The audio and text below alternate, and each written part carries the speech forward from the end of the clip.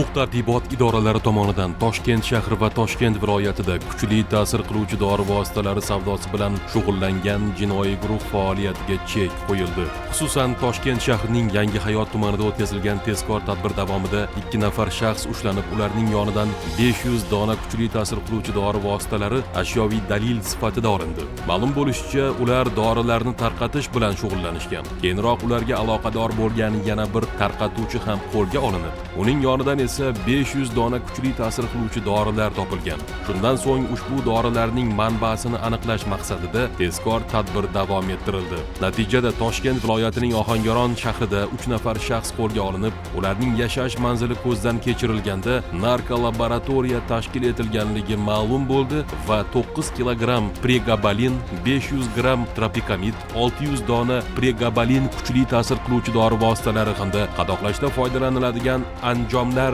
ashyoviy dalil sifatida olindi. Hozirda holat yuzasidan Jinoyat kodeksining 251 moddasi 5-qismi bilan jinoyat ishi qo'zg'atilib, tergov harakatlari olib borilmoqda.